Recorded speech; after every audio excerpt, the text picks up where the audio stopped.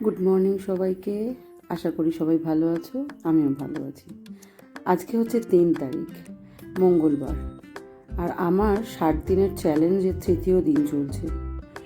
সকালে আগে আমি উঠে ইনফিউজড ওয়াটারটা ফুটতে বসিয়ে দিলাম। এটা হতে 10 মিনিট মতো সময় লাগবে।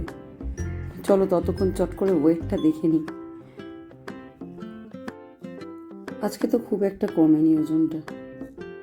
হবে কি করে, সারাদিন তো তেমন কিছু কাজ করি না, এখন ঘরের টুকটাক হালকা ফুলকা কাজ করি। ইনফিউজড ওয়াটারটা খেয়ে আমি আধা ঘন্টা পর মটর সিদ্ধ খেয়েছিলাম ব্রেকফাস্টে। আজকে মটর সিদ্ধতে দিয়েছিলাম শসা, পেঁয়াজ, লেবু, কাঁচা লঙ্কা। জল খাবারটা তখনই সেরে নিলাম, কারণ চাটা তাড়াতাড়ি খেতে হবে। জল খাবার না খেয়ে তো চাটা খেতে পারি না। একটু ভাজা মশলাও দিয়েছিলাম। ও তখন যেন কী নিয়ে কথা বলছিলাম, ঘরের কাজ নিয়ে।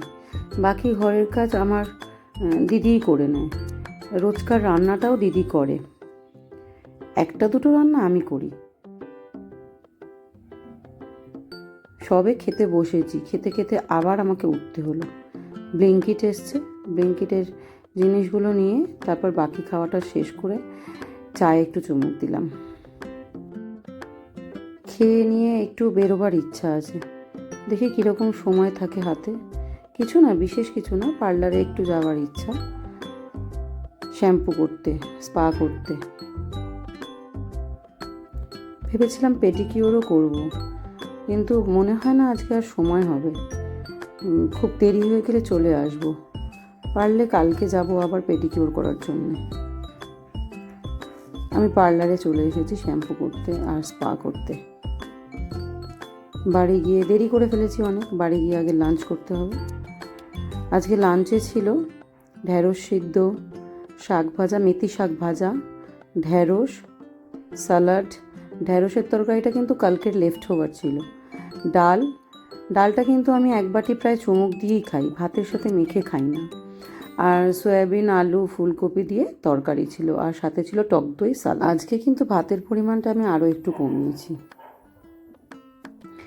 আস্তে আস্তে কমাতে পারবো নিশ্চয়ই।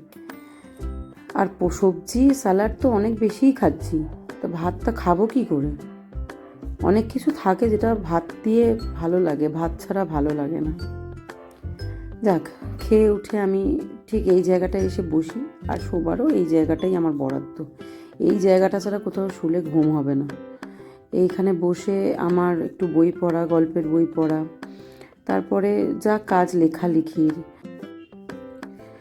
সব সেরে আবার এই সময়টাতে ফোনেও গল্প করি একটু, যাদের সাথে কথা বলার, বাড়ির থেকে দিদিরা ফোন করে বা সবাই যারা ফোন করার, এই সময় একটু বসে গল্পগুলো করে নিই।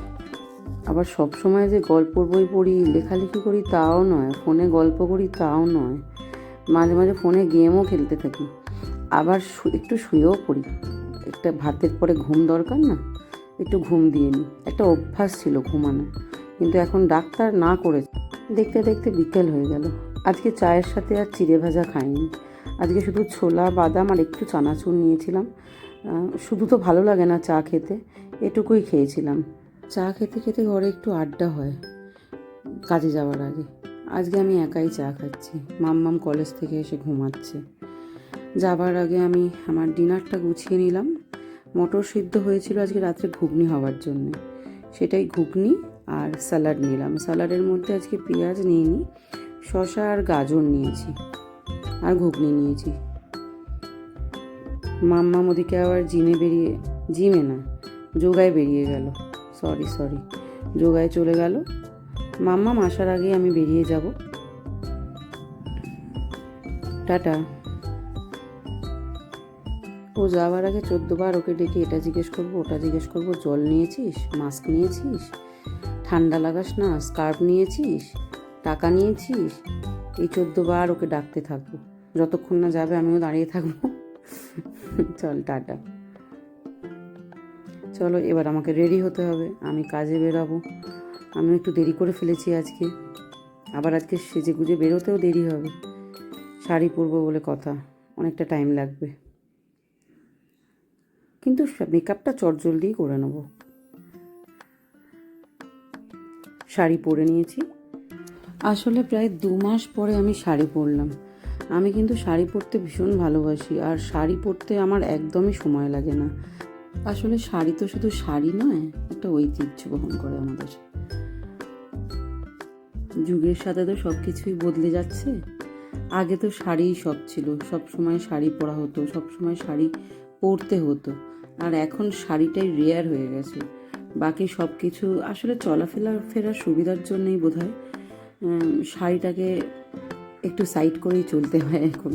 এখন দেখছি তো মাম্মামটাও শাড়ি পরতে ভীষণ ভালোবাসে। কলেজের যে কোনো প্রোগ্রামে, স্কুলেরও অজুহাত খুঁজতো, যে কোনো পুজোতে বাড়িতে ওকে একটা শাড়ি পরতে হবে, যে কোনো অবস্থাতে ওকে শাড়ি পরতে হবে। অনেক সময় আমি বলি, কলেজে কি সব ফেস্টেই শাড়ি পরে যেতে হবে? ও তো এক পায়ে রাজি সব সময় শাড়ি পরার জন্য। আমার নিজের ক্ষেত্রেও অবশ্য এখন শাড়ি পরাটা অনেক কমে গেছে।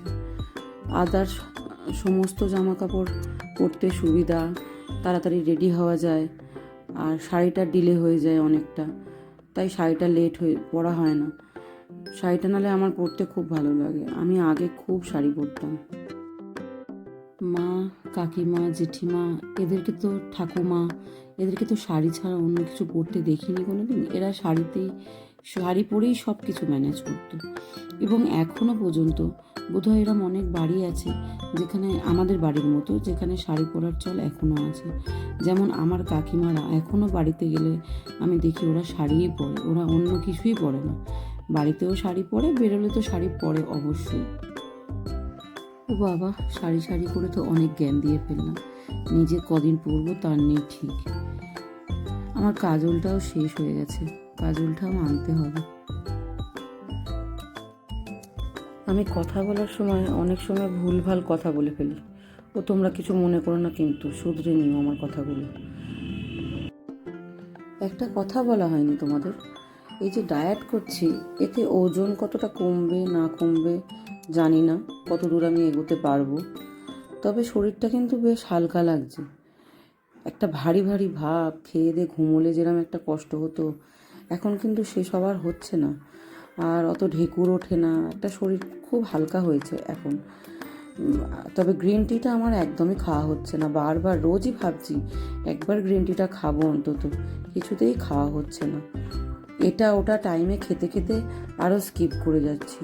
এখন তো সব কিছুই টাইমে, হসপিটাল থেকে ফেরার পর, মানে অপারেশনের পর থেকে একটা রুটিন যেরকম মেনটেন হচ্ছিল, এখন তো আরও বেশি। ডায়েটিং করলে খাবার টাইমিং তো বেড়ে যায় অনেকবার। আগে আমরা 2-3 বার খেতাম, এখন সেটা বেড়ে গিয়ে দাঁড়িয়েছে কত। আমার হয়েই গেছে মোটামুটি। তবে বেরিয়ে গিয়ে মনে পড়েছে, শাড়ি পরেছিলাম, আজকে একটা টিপ পরলে বোধহয় ভালো হতো। টিপটা পরতে ভুলে গেছি। শাড়ির সাথে টিপটা মানায়, অন্য সময় তো আর টিপ পরা হয় না। চলো, কথা বলতে বলতে কিন্তু আমি রেডি হয়ে গেছি। শুধু লিপস্টিকটা পরবো, আর ওই ঘর থেকে ঘড়ি পরে পার্স নিয়ে বেরিয়ে যাব। খাবার আগেই গুছিয়ে রেখেছি। আমরা মেকআপ করতে গিয়ে কত রকমেরই না মূকাভিনয় করি না, এই ভিডিও এডিট করতে গিয়ে এখন সেগুলো চোখে পড়ছে, আর নিজেই হেসে মরছি। চেষ্টা করছি মুখটা যাতে ঠিক লাগে, মুখটা যাতে একটু মানায়, কিন্তু ঠিক থাকছে না। যেরকম করে অভ্যাস সেরকমই তো লাগবে না। বাবা, এবার একটু তাড়াতাড়ি করি, অনেক দেরি করে ফেলেছি সাজতে গুজতে।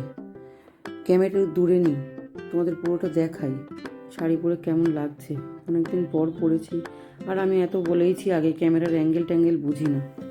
আজকে খাবার জায়গায় এমনিও খাবারের ভিডিওটা ভালো করে নিতে পারিনি। অনেক সময় অনেকে থাকে তো, তাই যেমন তেমন করে তাড়াতাড়ি করে ভিডিওটা নিয়ে নিয়েছি। চলো, আজকে টাটা, গুড নাইট। আবার দেখা হবে কালকের ভিডিওতে।